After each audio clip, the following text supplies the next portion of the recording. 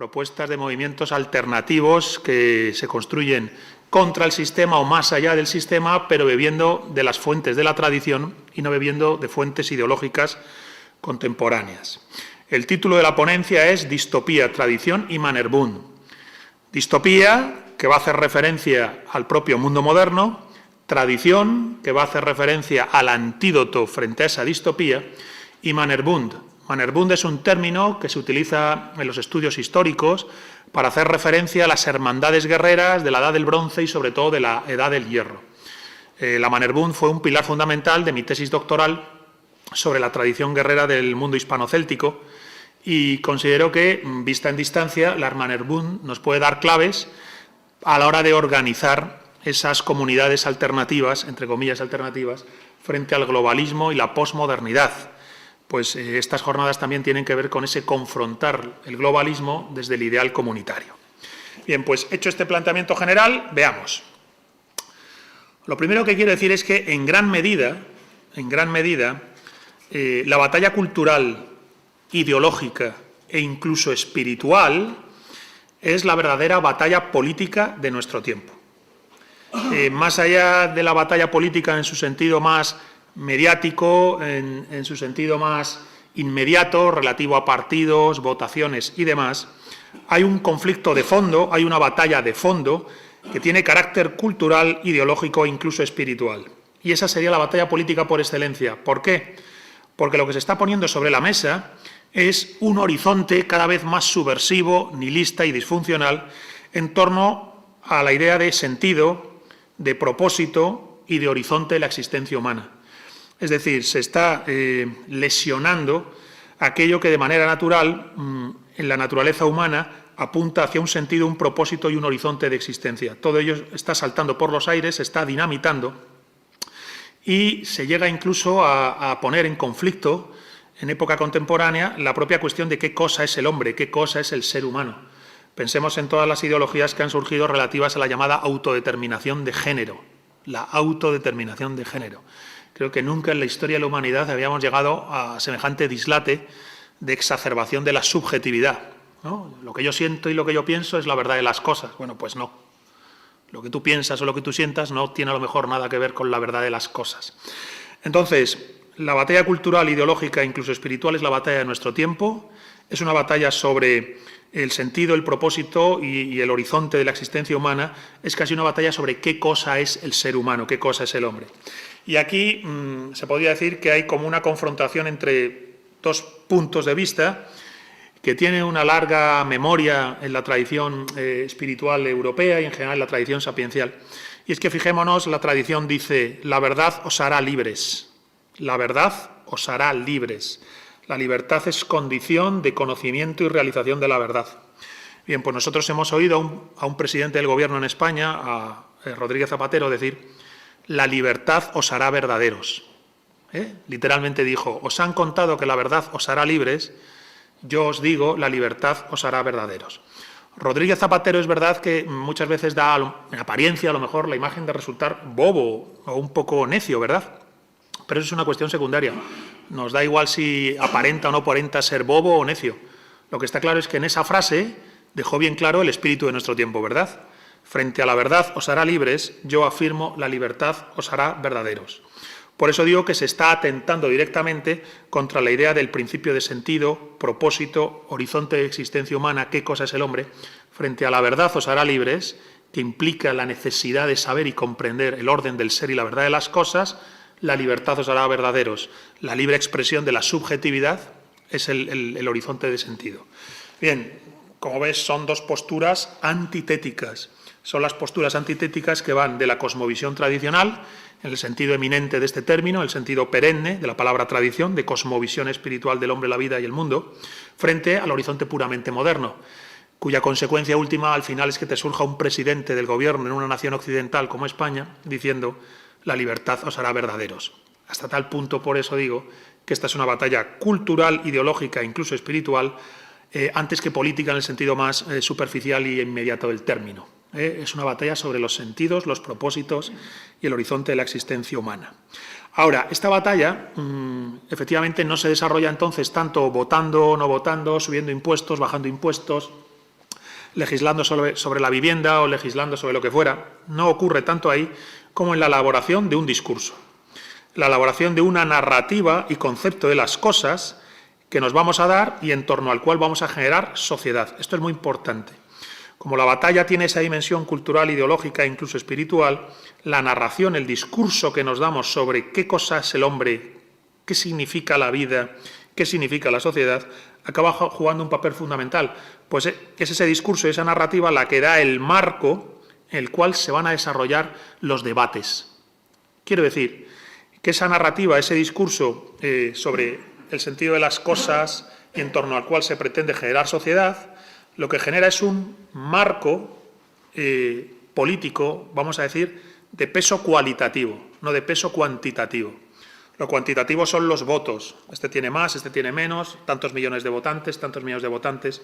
Bien, pero más allá de esa cuestión cuantitativa, lo que se ha generado es un marco cualitativo desde el cual se puede desarrollar esa votación. Es decir, la narrativa, el discurso establece lo que puede ser votado y no votado, lo que puede ser dicho y lo que no puede ser dicho.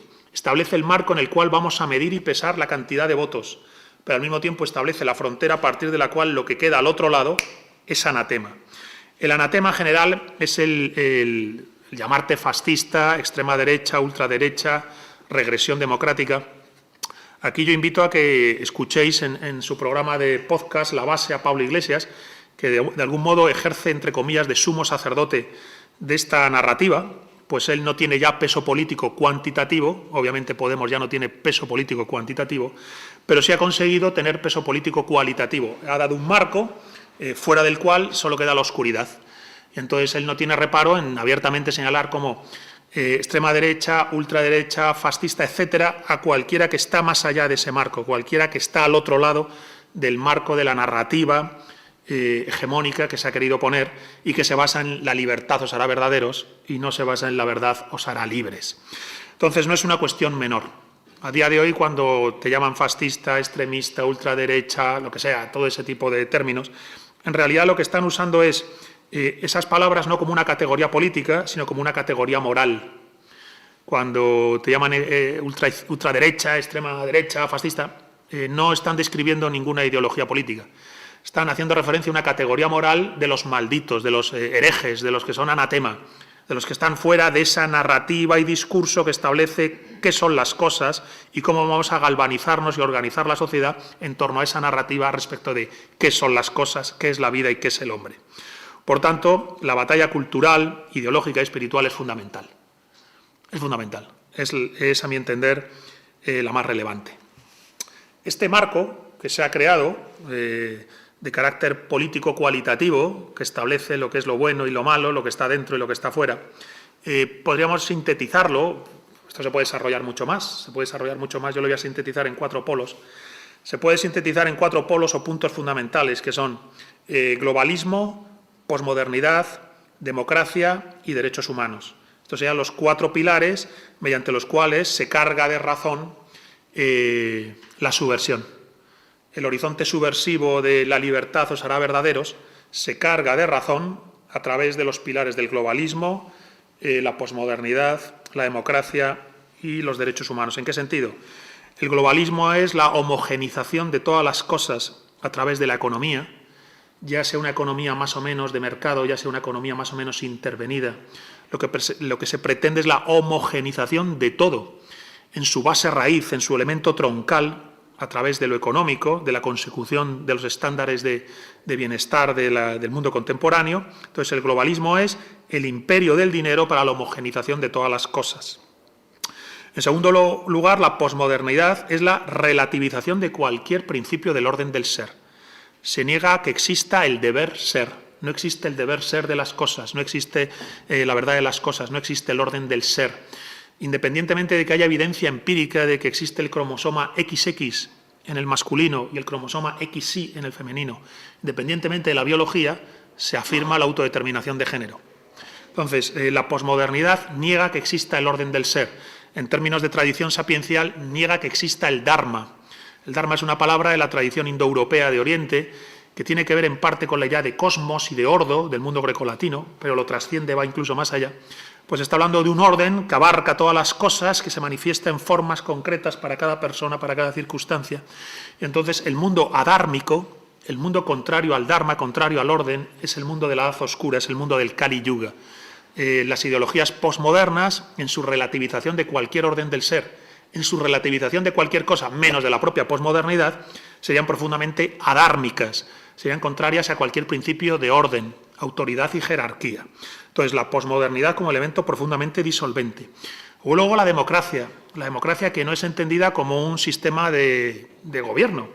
La democracia no es un sistema que nos damos para gobernarnos, para elegir a nuestros representantes, porque si fuera eso, bueno, pues no pasa nada, es la manera que tenemos de organizar la convivencia. La democracia funciona como una pseudo-religión.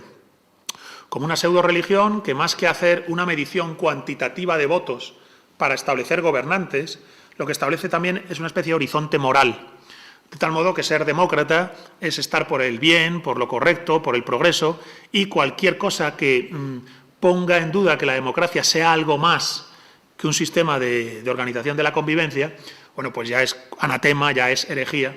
Entonces, la democracia funciona como una especie de pseudo-religión. Es lo que Ortega y Gasset llamaba la democracia morbosa y que también se ha llamado totalitarismo democrático. Esta democracia morbosa y este totalitarismo democrático se basa, a su vez, en una placa base que le sustenta, que es la ideología y la pseudo-religión, porque funciona casi como dogma religioso, de los derechos humanos. Esta idea de los derechos humanos, que está completamente, bueno, pues exagerada en los tiempos que corren, voy a explicar por qué digo exagerada, no se basa simplemente en la afirmación radical y sin fisuras de la dignidad esencial del ser humano, sino que una vez que reconoce la dignidad esencial del ser humano, independientemente de su condición, cualquiera que sea esta, una vez se afirma la dignidad esencial del ser humano, ésta solo genera derechos, pero en ningún momento genera deberes. No existe la Carta Universal de los Deberes Humanos, ni se plantea siquiera que a los derechos humanos le acompañe unos deberes humanos, y es normal que sea así. La relativización del orden del ser implica que no hay deber ser. El ser humano no tiene ningún dharma que cumplir. El ser humano no tiene ningún dharma que cumplir. Solo tiene derechos que reclamar, que conquistar, que desarrollar, que cultivar. Entonces, los derechos humanos acaban siendo una subversión del principio de realidad de la dignidad esencial de todo ser humano. Cogen una verdad, la dignidad esencial de todo ser humano independientemente de su condición, y la subvierten para generar la pseudo-religión de los derechos humanos, en la que nunca hay deberes. Bien, claro, si solo tenemos derechos humanos y no tenemos deberes, no hay ninguna idea de qué cosa es ser hombre, qué cosa es ser persona. No existe un horizonte de deber ser. Obviamente esto es fundamental, que no haya un horizonte de deber ser, pues hemos afirmado que la posmodernidad quiere relativizarlo todo, excepto a sí misma. Bien, pues globalismo, posmodernidad, democracia, derechos humanos. Podría alargarme comentando estos 4 pilares de la narrativa contemporánea subversiva que nos asola, pero simplemente ahora la pongo sobre el tapete, luego si queréis en el debate tertulia lo podemos desarrollar más. En todo caso, hasta aquí lo que estoy señalando es que el debate de las ideas cultural, espiritual, ideológico es el debate fundamental, que este debate funciona alrededor de una narrativa, de una narración que nos hacemos respecto de nosotros mismos, que a día de hoy funciona como un mito oscurantista, un mito alienante, en el que 4 pilares, globalismo, posmodernidad, democracia y derechos humanos, lo sustentan y que generan la sociedad contemporánea, que es una sociedad, ahora lo vamos a ver, profundamente distópica, profundamente disfuncional. Distópica y disfuncional porque la cordura desaparece, la idea de salud mental desaparece de manera empírica, ahora lo comentaremos, hasta qué punto estamos en presencia de la sociedad más neurótica, ansiosa y depresiva de la historia de la humanidad, y al mismo tiempo genera un horizonte de decadencia y como de degeneración. Se tiene la sensación de una especie de vivir en un decadentismo. El mundo progresa desde el punto de vista material y económico, pero entra en profunda bancarrota espiritual, entra en decadencia. Los seres humanos no saben ser humanos, los seres humanos no saben ser personas, las sociedades no saben articularse en torno a ideas fuerza que hagan a los sujetos dueños de sí, dotados de lucidez y de cordura. Solo se impone la subjetividad y a partir de ahí la afectación, lo voy a comentar después. Entonces, claro, este mundo genera una contestación. Es decir, aunque es hegemónico, su poder no es total. Hay una contestación evidente. Cada vez hay más movimientos políticos, culturales, religiosos, que ejercen una contestación. Es decir, hay personas que se rebelan y que no quieren ser ni decadentes ni degeneradas. No quieren degenerar lo humano hacia formas inferiores de humanidad, donde la cordura es sacada de la ecuación, donde no se puede decir la verdad os hará libres. Es decir, hay personas que se rebelan y quieren decir la verdad me hace libre, solo la verdad me conduce a la libertad y no me creo el cuento de que el ejercicio de la libertad per se me haga verdadero. Bien, hay una contestación. Esta contestación todavía no está del todo articulada ni organizada y se hace desde distintos puntos, a veces contradictorios entre sí. Es decir, no todos los que están en una contestación contra el horizonte de decadencia y degeneración del mundo moderno lo hacen desde el mismo ángulo y desde el mismo punto. Nosotros consideramos que el único punto desde el cual se hace verdadera impugnación a la totalidad, el ángulo desde el cual realmente se contesta a la decadencia moderna, es desde el ángulo de la cosmovisión tradicional, de la tradición perenne. Tradición es una, dicha de muchas maneras. Enseñanza superior es una, dicha de muchas maneras. Bien, pues esa enseñanza superior y perenne, esa tradición sapiencial, es la impugnación a la totalidad del horizonte moderno. A partir de ahí, ese título que hemos dado a esta ponencia, Distopía, Tradición y Mannerbund. Porque yo lo que os voy a plantear ahora es que en la contestación que hace la tradición no quedan flecos libres, no hay intoxicaciones de ideologías modernas, no pierdes el tren del progreso económico-técnico, no niegas el progreso científico económico-técnico, pero te liberas de cualquier infectación ideológica. Quedas liberado de todas las ideologías, liberalismos, socialismos, nacionalismos, socialismos, comunismos, anarquismos, fascismos. Todas las ideologías modernas van a quedar fuera de la ecuación cuando afrontas la realidad desde el ángulo de la tradición. Y ese es el ángulo que para mí nos permite hacer realmente comunidad.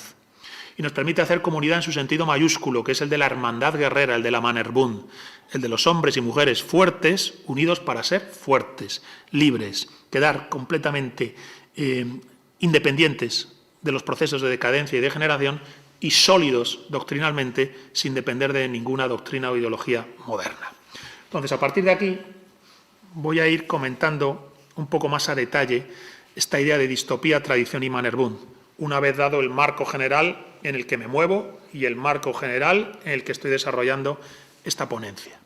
Vamos a ver, la tradición sapiencial siempre nos advirtió de que llegaría eso que en Occidente hemos llamado distopía. La distopía es un perfecto mundo infeliz. La distopía es un perfecto mundo infeliz. O dicho de otra manera, es un imperfecto mundo perfecto. Esta contradicción señala la idea de que la distopía no se sabe a sí misma distopía, se considera a sí mismo progreso y avance, y sin embargo lleva en su seno un cáncer que destruye la humanidad y destruye a las personas.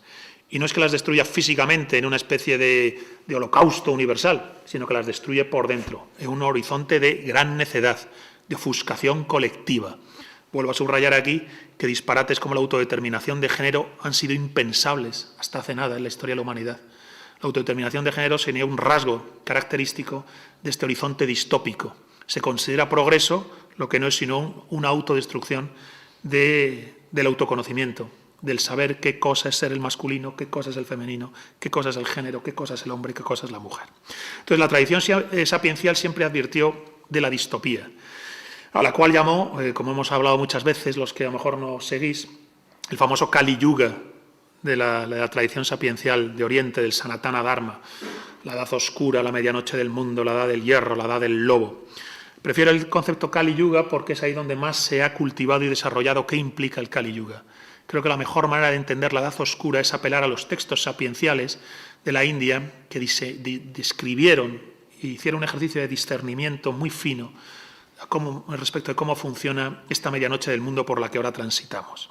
Entonces, el mundo moderno nos ha planteado cómo, frente a un desarrollo económico-técnico sin precedentes, a un desarrollo económico-técnico y científico sin precedentes, que bienvenido sea, no podemos sino alabar el progreso material de los últimos 3 siglos, este parece que se ha pagado y se ha visto acompañado de una bancarrota espiritual sin precedentes.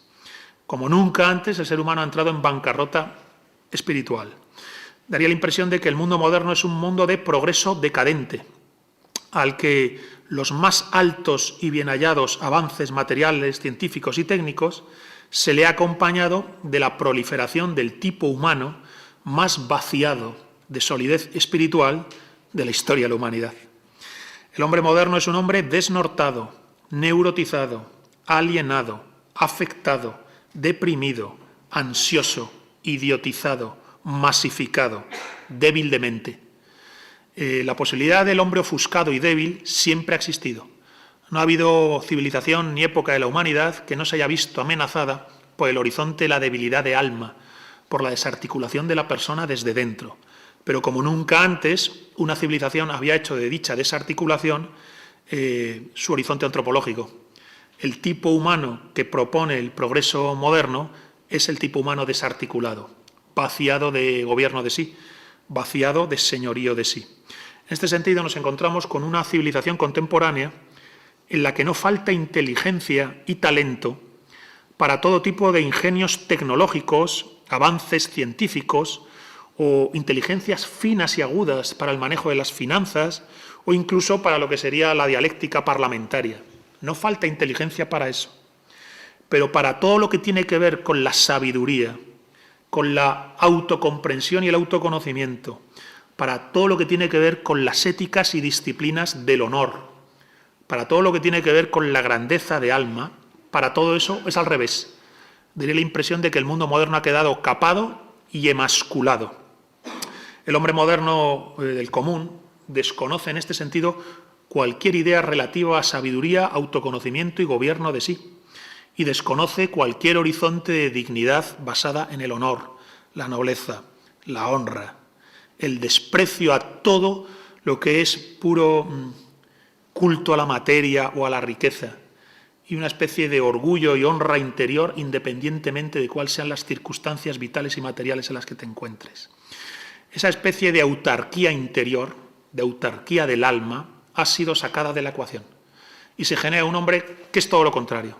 Vive en estado de dependencia y afectación del mundo y la dimensión socioeconómica y económico-técnica que le rodea. Entonces, este para mí es un rasgo de decadencia fundamental.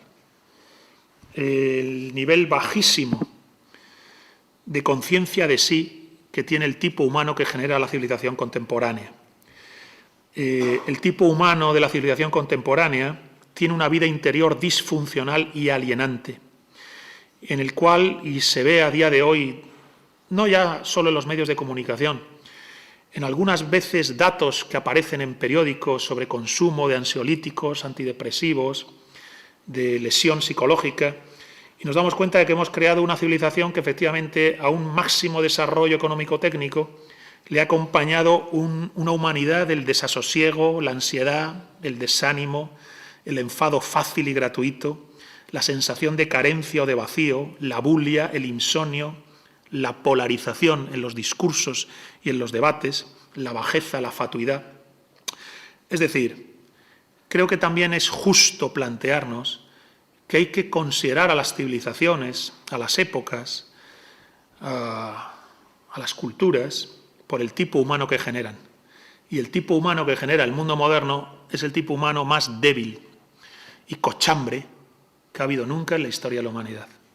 Los ideales de sabiduría y virtud, los ideales de arete, quedaos con esta palabra, la arete, que era el eje vertebrador de la Grecia clásica, la arete que se convierte en la virtus romana, el culto al héroe y al culto al santo, que son figuras paradigmáticas del mundo bárbaro, del mundo celta, del mundo germánico, posteriormente la cristiandad. La cristiandad medieval es capaz de incorporar tanto al héroe como al santo en su horizonte de ideal antropológico. Entonces, la modernidad se despliega adquiriendo un ingente poder económico-técnico, material y científico, pero lo hace de espaldas a cualquier idea de sabiduría, a cualquier idea de honor, a cualquier idea de forja del carácter y la personalidad.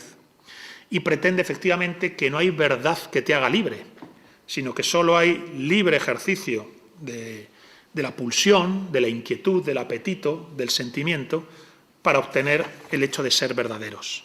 Bien, pues, el precio que se paga cuando se vende el alma al diablo, y decir la libertad os hará verdaderos es vender el alma al diablo, El precio que se paga, obviamente, es la debilidad. Entonces, yo caracterizo la distopía moderna como el mundo de la debilidad, de los hombres débiles. Y frente a los hombres débiles, el mundo de la tradición siempre plantea la medicación, la terapia de los dioses fuertes, del retorno de los dioses fuertes. Esos dioses fuertes, que a día de hoy son anatema, están prohibidos. Es decir, ¿cuál sería la medicación de los dioses fuertes? La sabiduría, el honor, la nobleza, la fuerza, el coraje, la verdad, la lealtad, la fidelidad, el respeto, la humildad, la palabra, la devoción, la patria, el linaje, la raza, la tradición, el espíritu, la virilidad, la feminidad, el amor, el heroísmo, la vergüenza, la honra, la belleza, el orden, la jerarquía, la autoridad, la justicia, el perdón.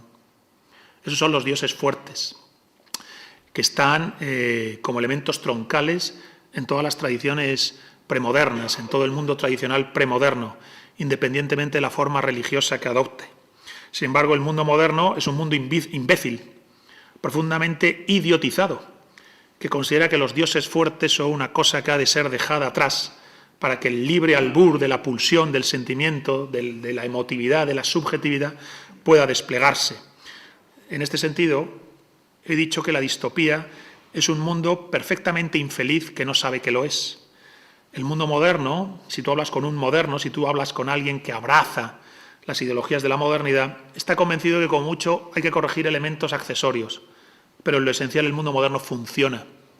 A pesar del carácter distópico que posee, para él funciona, no es consciente de vivir en una distopía. Bien, pues ese es el rasgo fundamental del progreso contemporáneo. La idea de que estamos en el mejor de los mundos posibles y, sin embargo, no somos conscientes de que hemos generado los tipos humanos más débiles y descompuestos de la historia de la humanidad. Entonces, frente a esto, la contestación, la respuesta la da la tradición. La tradición no es una ideología. La tradición no tiene nada que ver con los liberalismos, no tiene nada que ver con los socialismos, no tiene nada que ver con los nacionalismos, los comunismos, los anarquismos, los fascismos, da igual. Todas las ideologías modernas, de un modo u otro, no beben de las fuentes de la tradición. Beben más del libre albur de las filosofías contemporáneas, de lo que ha sido el proceso filosófico de los últimos 300 años en Europa. Un proceso filosófico que efectivamente, pues genera progreso económico-técnico, pero genera bancarrota espiritual. Las ideologías funcionan, de hecho, como asuras, como los demonios de la India, que poseen las entendederas de las personas y les impiden vivir en esclarecimiento. Bien, pues la primera contestación que tenemos que hacer es la contestación de la cosmovisión tradicional, para la cual el liberalismo tiene una parte de verdad, que es la asunción radical de la responsabilidad individual del sujeto de hacerse cargo de sí. Y los socialismos tienen una parte de verdad, el hecho de que se vive en comunidad y que no existe el individuo aislado. Solo en la comunidad se encuentra realmente el individuo entreverado con su naturaleza humana. Y el nacionalismo tiene una parte de verdad, y es que en sí existe una especie de sujeto colectivo de costumbres, folclore, lengua, linaje, ancestros, antropología, etnología, que permite tener un marco de autorreferencia. Son tres verdades. El mundo de la tradición siempre las contempló, pero nunca hizo una apendicitis de cada una de ellas. El liberalismo hace una apendicitis de la responsabilidad individual, los socialismos y los comunismos hacen una apendicitis del principio de comunidad y los nacionalismos hacen una apendicitis, una inflamación de lo que en Alemania llamaban el Volkitsch, ¿verdad?, el espíritu del pueblo. La idea de que tenemos folclore, tenemos tradiciones, tenemos costumbres, tenemos antropología, etnología. Bien, pues todo eso hace una apendicitis. Bien, la tradición siempre contempló esas tres verdades, pero nunca las sobredimensionó. Si se han sobredimensionado es porque se ha perdido el anclaje de la cosmovisión espiritual, de la cosmovisión tradicional. Por tanto, lo primero que tenemos que hacer en este plan de distopía, tradición y Mannerbund, la distopía es el mundo moderno, la tradición es no va a salir la palabra, el tratamiento, la medicina, y la Mannerbund es el medio de aplicarla. Bien, pues en esta tríada distopía, tradición y Mannerbund, lo primero es que estamos en el mundo moderno, pero no es el nuestro. Estamos en este mundo, pero no es el nuestro. Estamos aquí, pero no somos de aquí. Somos de la tradición. Y a partir de aquí tenemos bien claro que ningún cachivache tecnológico contemporáneo, ningún discurso ideológico o sistema filosófico contemporáneo, ninguna idolatría material o política contemporáneo tiene que ver con nosotros. Nosotros no vamos a dejarnos arrastrar por ningún cachivache tecnológico, por ninguna ideología, sistema filosófico o idolatría material o personal. Nosotros estamos bebiendo de las fuentes de la tradición sapiencial, que es el verdadero antagonista y el tratamiento seguro para la sanación del cuerpo enfermo de Occidente. Ahora, una vez asumimos que la respuesta está en la tradición, también asumimos que la tradición advirtió de que llegaría este Kali Yuga, esta edad oscura. Y llegada a esta edad oscura no valen las fórmulas convencionales, no valen las fórmulas de lo que se llama la vía de la mano derecha. La religión ha terminado. El orden convencional, tradicional, anterior a la contemporaneidad ha terminado. No se puede mirar al pasado y hacer un fetiche. Hemos cruzado el meridiano cero del nihilismo. Hemos cruzado la medianoche del mundo. Entonces hay que adoptar esa tradición más dura de vía de la mano izquierda, por la cual se asume que esta medianoche, que esta oscuridad va a tener que ser una oportunidad.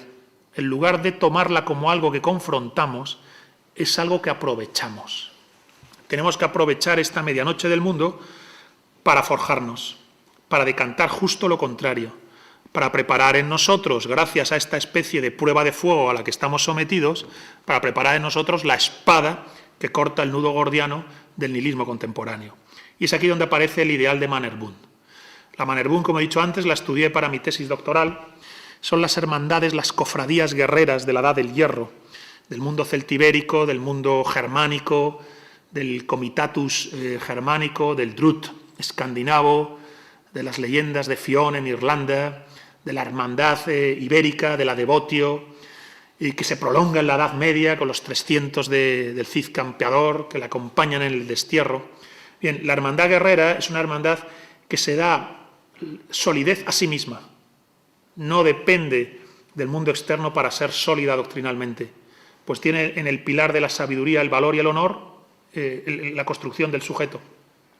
Y al mismo tiempo es independiente de cómo discurra el mundo, de hacia dónde avancen las ideas, hacia dónde avance o evolucione, entre comillas, la filosofía, porque él no bebe de ninguna fuente horizontal que esté en el espacio-tiempo, bebe de la vertical del espíritu, funciona casi como una gnosis guerrera, basada en las cesis, unas cesis que aspira a la figura del autarca, al señor de sí, al conquistador de sí mismo.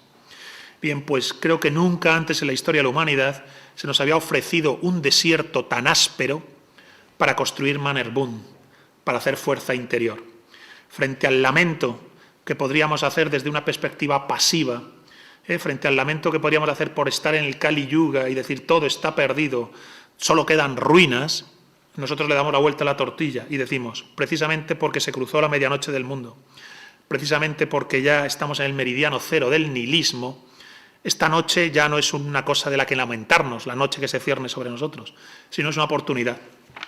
Es una oportunidad para forjar a ese guerrero espiritual contra la modernidad. Como nunca antes el desierto nos rodea.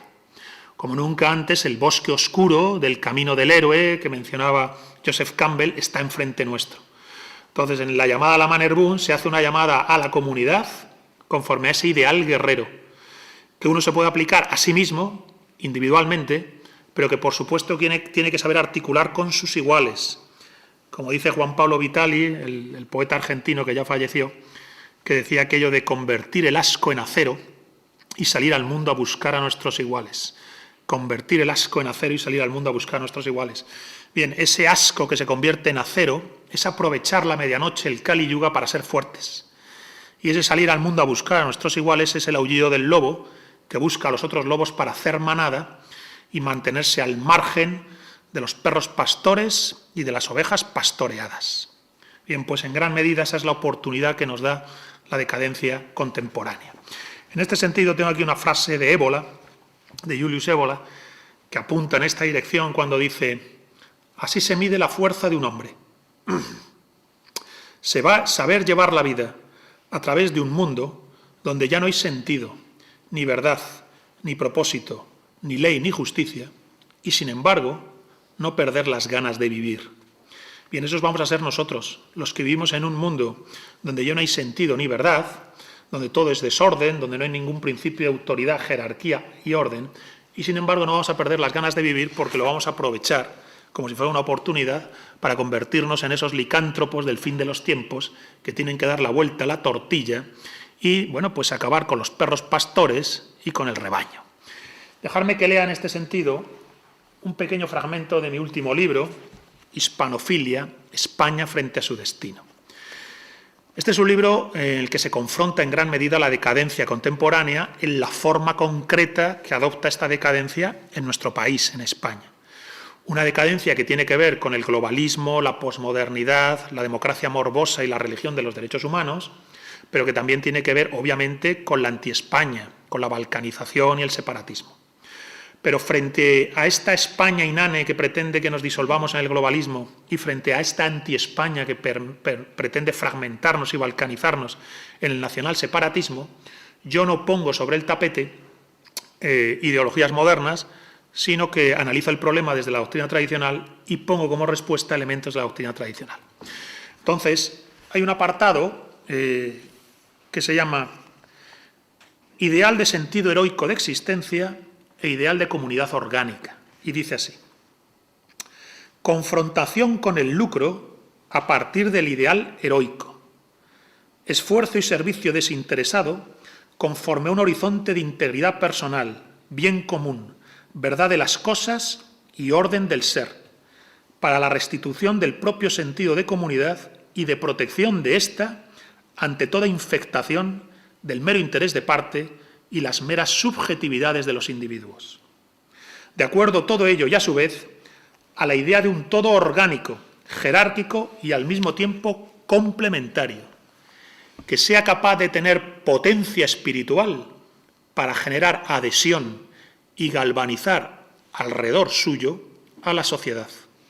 Una galvanización que se hará desde la admiración y el respeto, esto es, desde el orgullo y el anhelo de pertenencia, de participación y fortalecimiento en ese ideal heroico y en esa comunidad orgánica.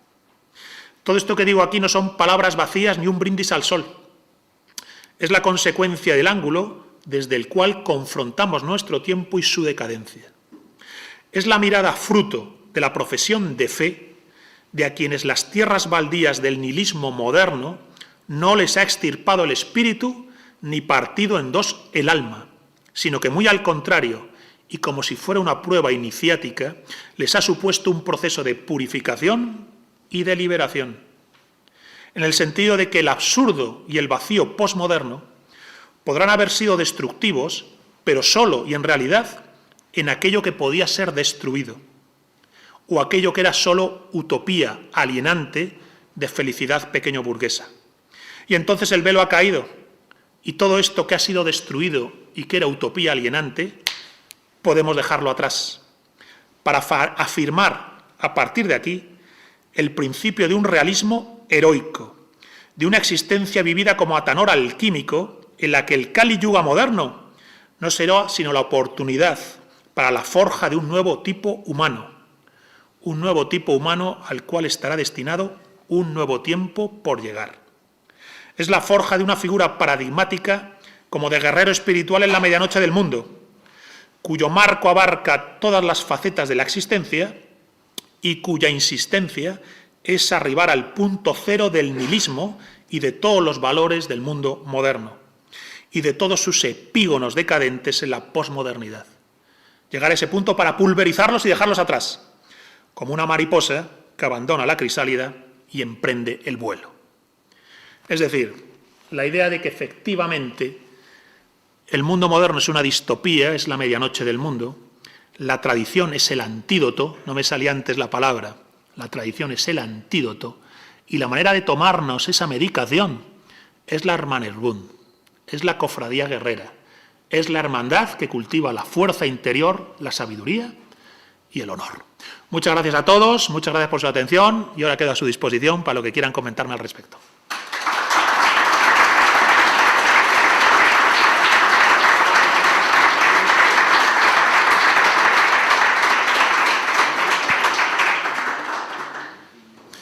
Si tenéis dudas, preguntas, cuestiones, he planteado he puesto varias cartas sobre la mesa, entonces entiendo que bueno, pues se puede dar, aunque sea una pequeña tertulia, que es siempre muy interesante en jornadas y eventos de esta índole. Sí. Buenos días. No hay ninguna ideología moderna de la que has nombrado que siga de alguna manera o defienda esa tradición sapiencial de la que has dicho. Yo creo que no. O sea, yo entiendo que en todas hay elementos de la cosmovisión tradicional. El liberalismo afirma la libertad individual, el sujeto y su libertad. Bien, esta es una idea propia de la tradición. La tradición te dice que te tienes que responsabilizar radicalmente de ti. No van a venir los ángeles del cielo a resolverte la vida. No va a pasar nada que te resuelva el misterio de tu existencia. O te haces cargo de tu cuerpo y de tu mente, o condenas tu alma. Nadie te salva de tus pecados. Tú solo te salvas de tus pecados y te pones con ello, ¿verdad? Entonces, el principio de libertad radical, de responsabilidad individual, es un principio que es verdad. Sobredimensionado nos lleva a esa fantasmagoría de la mano invisible del mercado y del equilibrio de los egoísmos que defendía Adam Smith. Los socialismos, como he dicho antes, se basan en una verdad radical. El ser humano es comunitario. No vive como un ente aislado en una torre de marfil. Tiene padre, madre, linaje, antepasados, vecinos, amigos, compañeros. Nos estamos encontrando aquí, somos comunidad. Eso sobredimensionado te lleva a los socialismos, sobre todo a los comunismos y los anarquismos comunitarios, que pueden llegar a ser formas de alienación a través de la sobreestimación de la faceta comunitaria. Pero la comunidad siempre hizo parte de la tradición sapiencial. Y luego están los nacionalismos, que los hay de muchos tipos, pero que todos parten de una verdad que me gusta llamar el Volkitsch. Esto es un término del romanticismo alemán que seguro que algunos conocéis, y que no es ningún disparate. A veces se burlan, ¿no?, de la idea de Volkitsch como si fuera una metafísica, cuando la metafísica, por un lado, no es objeto de burla nunca desde la tradición sapiencial, ni tampoco es un idealismo, si entendemos idealismo como las formas puras que desde lo alto se proyectan en el mundo, que decía Platón. Pero este Volkitsch está hablando de que no solo eres comunidad, sino que resulta que esa comunidad tiene antepasados, tiene antropología, tiene etnología, tiene incluso traza genética, y tiene paisaje, y tiene tierra, y tiene aroma, no sé, tiene las piedras, los árboles, la decantación de los siglos. Todo eso es el espíritu de un pueblo, eso existe. Claro, si lo sobredimensionas, pues te acaba saliendo la ideología nacionalista, que es una forma de socialismo en realidad, un socialismo basado no tanto en la clase trabajadora, como hace el comunismo, como el individuo colectivo del Volkitsch. Bien, son verdades de lo humano, sobredimensionadas por las ideologías, y sin embargo todas quedan embridadas y puestas en su lugar desde el ángulo de la tradición. El mundo moderno, hay que pensar que a partir de la derrota de España en la paz de Westfalia, pierde ancla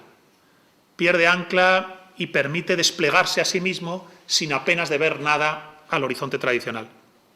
Entonces, puede participar de manera accesoria, circunstancial o transversal de las verdades del mundo de la tradición, pero no hace de la tradición el horizonte de sentido. Por eso yo en el libro, en Hispanofilia, explico cómo el Imperio Español fue catejón, se dice, ¿no?, fue obstáculo providencial frente al avance de la subversión. Y la subversión al final adoptó ideologías que por otro lado ya han terminado. También creo que hay que decirlo, no lo he mencionado en la ponencia, en el libro sí lo señalo. Las ideologías todas han terminado porque la posmodernidad las tritura todas.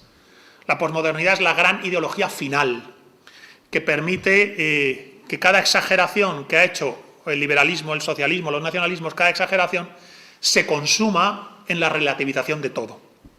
Entonces, yo considero que es un error pensar que el antídoto, la medicación y la...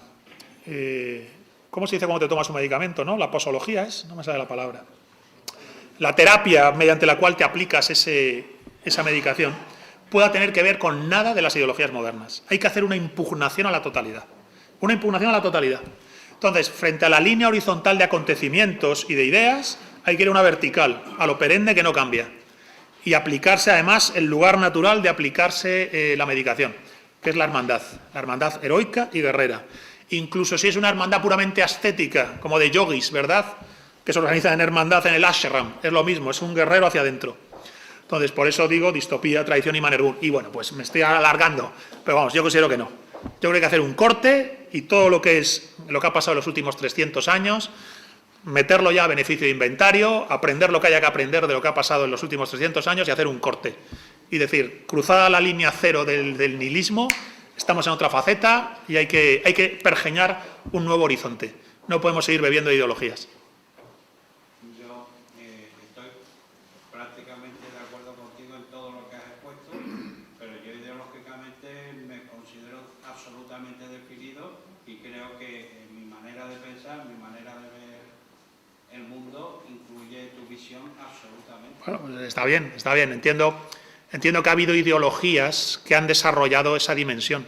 Lo que yo no sé, o sea, entiendo que haya ideologías que hayan pretendido, según, claro, es que luego cuando vais al recorrido histórico de cada ideología, es que, claro, se han a veces hiperfragmentado, generado corrientes principales y corrientes subterráneas. Pero fíjate lo que pienso.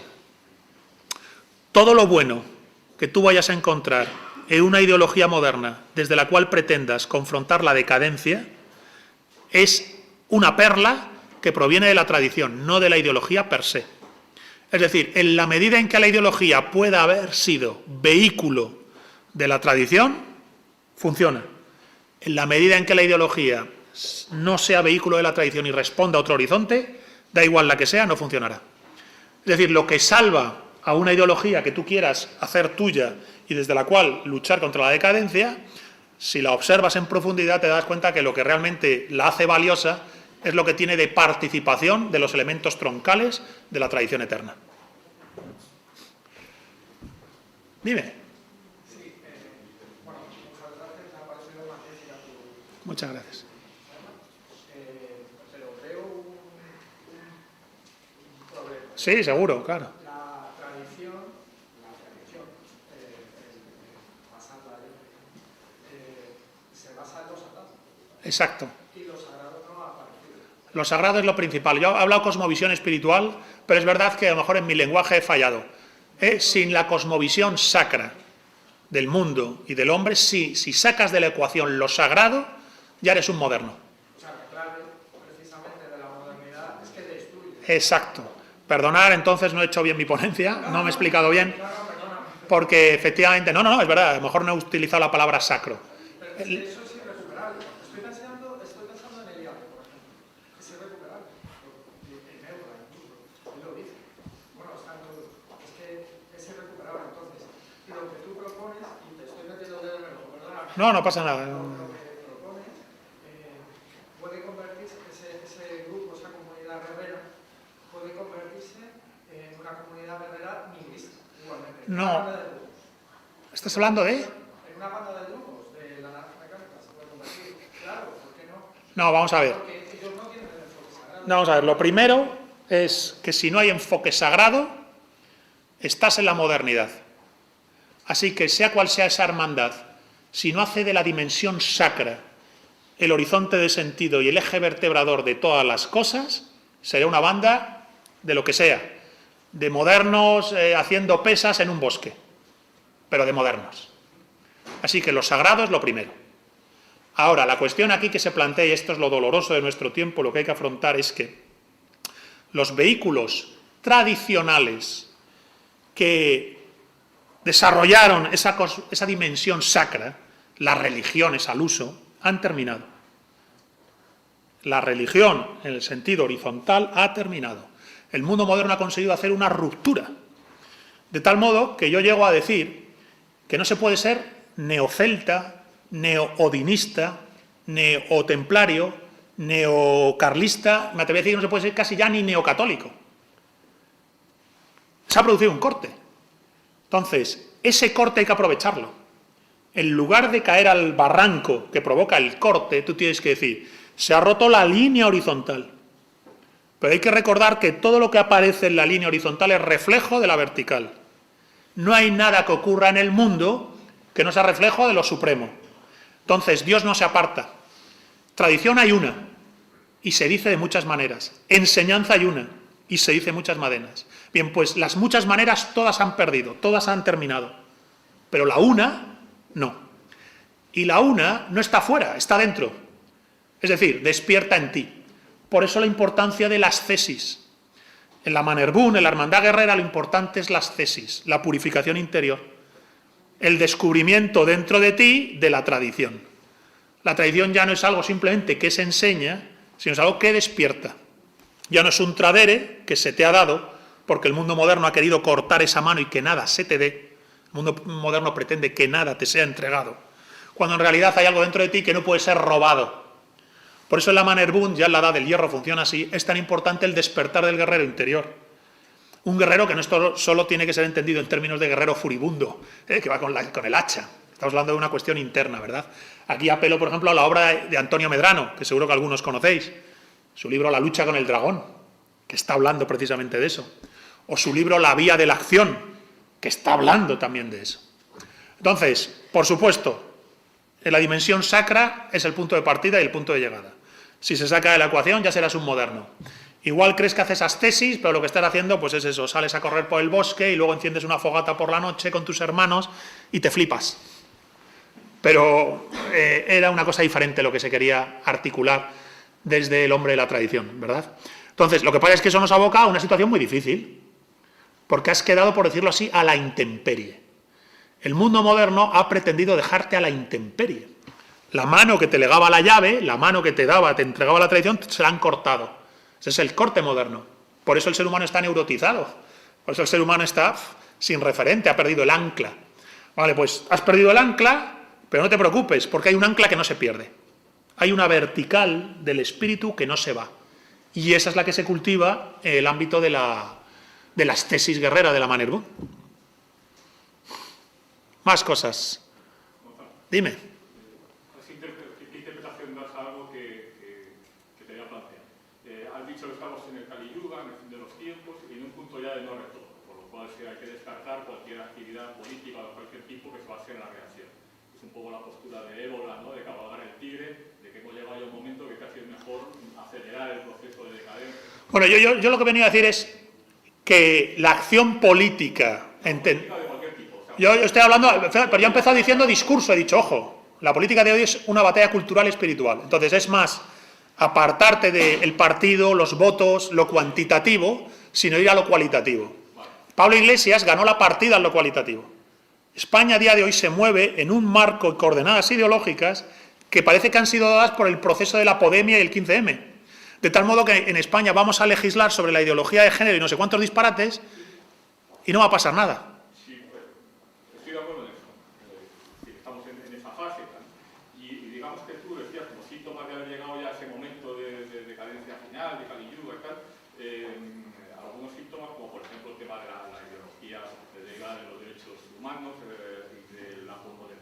Sí. Porque todo relativiza y los derechos humanos porque solo dan derechos y no hay deberes y tal, y es sí. Un hombre incompleto, un tipo humano incompleto. Y entonces en esa situación es en la que ya no hay retorno, hay que acelerar el proceso decadente y aprovechar la oportunidad cuando el tigre se cansa de correr, ¿no? Lo que decía él. Bueno, yo estoy viendo algunas señales en el mundo en el que eso está cambiando, en el sentido de que esa modernidad, ese ser humano que solo tenía derecho, de una forma muy tímida y muy absurda, pero está imponiéndose o está imponiendo a los demás un sistema que puede completar y fortalecer el sistema actual, ¿no? Y que no sea tan rápida la degeneración. Por ejemplo, en el tema de los derechos humanos y tal, pues hay algunas cosas que se están imponiendo, que ya digo que son todavía gilipolleces o son señales muy tímidas, pero por eso quiero que tú me digas qué interpretación de verdad, ¿no? Por ejemplo, la ideología de género, en la posmodernidad en la que todo es relativo, en la que todo vale, todo bien. Pero ahora ya empieza a haber algunas obligaciones derivadas de eso que dan sentido a la vida de ese hombre vacío, porque se refuerza en esos deberes, en esas obligaciones, y eso le fortalece. Digamos, por ejemplo, si todavía como el lenguaje de género, el lenguaje inclusivo, es una imposición y es algo que la gente se empieza a imponer y que empieza además a imponer a los demás porque exige respeto para eso. Bueno, pero eso es... La exigencia de, pues hay que bajar la calefacción, hay que dejar el coche, hay que no consumir tal. Esos son deberes, eso que decías que el hombre moderno solo tiene derecho, por respecto al cambio. Ya, pero escucha, a ver, entiendo lo que quieres decir, pero esos deberes que impone el totalitarismo posmoderno no son los deberes per se de lo humano, no son los deberes humanos, son los deberes del sistema, son los deberes del sistema. Entonces, mediante la imposición del lenguaje inclusivo como el lenguaje correcto fuera del cual eres heteropatriarcal, normativo y no sé qué más leches, no suponen el desarrollo del deber ser humano, sino la absorción en el sistema. Es decir, lo que se generan son deberes cívicos, vamos a decir, deberes cívicos para ser aceptado como un buen ciudadano de la posmodernidad y el globalismo. Pero esos deberes no satisfacen la faceta normativa de lo humano. Es decir, derechos humanos y deberes humanos no se inventan, se descubren. Si la verdad nos hace libres, los derechos humanos y los deberes humanos no se inventan, se descubren. Si la libertad te hace verdadero, entonces los derechos humanos nos los inventamos y los deberes también. Y entonces tenemos unos derechos humanos que responden, por ejemplo, a los horizontes disparatados de la autodeterminación de género, y unos deberes humanos que implican usar ese lenguaje de Mordor, de los, las, les, hijos, hijas, hijes y demás gilipolleces. Pero, ojo, para mí la esperanza no está... para mí, frente a la idea que tú has planteado, la esperanza está en que cada vez hay más contestación. La contestación no está articulada, a veces se hace desde puntos contradictorios. Desde ideas propiamente marxistas se responde y se contesta a la decadencia. Desde ideas propiamente liberales se responde y se contesta a la posmodernidad, pero también desde ideas de la tradición, es decir, personas que llegan de distinto ángulo, de distintas coordenadas filosóficas, sin embargo, señalan al emperador desnudo y dicen, esta civilización es un desastre. ¿Cómo es posible que tengamos tanta inteligencia para hacer cachivaches tecnológicos o ingeniería financiera y hayamos perdido cualquier horizonte de sabiduría, de anclaje en la verdad de las cosas? Entonces, los deberes que tú señalas son solo para absorber a la persona e integrarla en el sistema. No son para resolver esa condición humana radical de que tiene derechos y deberes. Claro, pero a eso voy, que eso cada vez está teniendo más éxito y cada vez hay más gente que se está anclando en el sistema, porque cada vez hay más gente que está convenciéndose de eso y digamos que eso está fortaleciendo a un hombre que era más fácil de manipular porque por la posmodernidad todo valía. Y ahora ya no todo vale. No, es que además he dicho que la posmodernidad lo relativiza todo menos a sí misma. ¿Os habéis dado cuenta que todo es relativizable, todo es desmontable, todo es deconstruible, menos la propia posmodernidad? Pero, fíjate, en el libro también Hispanofilia lo señalo. Hay que hacerse cargo de que una parte importante de la ciudadanía en Occidente ya está putrefacta. O sea, hay una parte del árbol que está putrefacto y no va a sanar nunca. Hay personas que se van a hundir en las arenas movedizas de la posmodernidad y van a hundirse cantando de felicidad. En la novela, no sé si os acordaréis, en la novela de Michael Ende, La historia interminable, que llega a la nada, que destruye el mundo de fantasía, y descubren que hay ciudades donde salen en procesión y se arrojan a la nada, sonriendo y cantando. Como diciendo, pero si esto es lo mejor, si esto era el destino que estábamos buscando. Bien, uso esa imagen de literatura juvenil para darnos cuenta de que hay una parte ya de la ciudadanía que se va a tirar al abismo, que está encantada de ello. Nosotros tenemos que ser justo lo contrario. El planteamiento es, voy a ser todo lo contrario a estos tipos que se tiran a la nada. Voy a hacer justo lo contrario. Todo en mí va a ser lo opuesto. Como hombre, como mujer, como español, en la circunstancia concreta que me corresponde, en mi libertad individual, en mi espíritu de comunidad y en mi Volkich, en mi espíritu del pueblo, sin sobredimensionarlo, desde las claves de articulación que da la tradición, me voy a construir como persona para ser lo contrario al sujeto posmoderno.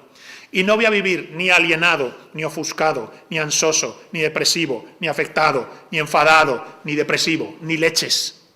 Voy a mantenerme lúcido, despierto, fuerte y libre. Voy a aprender de las disciplinas de autoconocimiento y forja de la tradición para ser distinto al mundo moderno.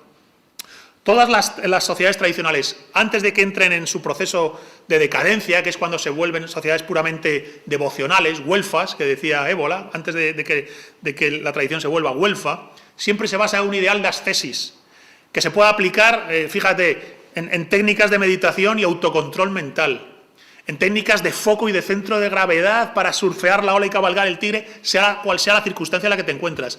De hecho, la tradición sapiencial, cuando advierte del Kali Yuga, señala precisamente esa opción. Este es el tiempo de surfear la ola. Solo se surfea la ola si tienes el foco abierto y el centro de gravedad no lo pierdes. De hecho, es una oportunidad para cultivar algo que en tu vida cotidiana no cultivas, el foco y el centro. Bien, pues yo lo que estoy diciendo es que la Mannerbund, el principio que yo en esta ponencia he llamado principio de Mannerbund, es el principio para forjar eso, y forjarla en ti mismo y con los demás. Como decía el poeta argentino Paolo Vitali, convertir el asco en acero, fíjate qué frase, convertir el asco en acero y salir al mundo a buscar a tus iguales. Vale, muy bien, muchas gracias, Gonzalo. Thank you very much, everybody.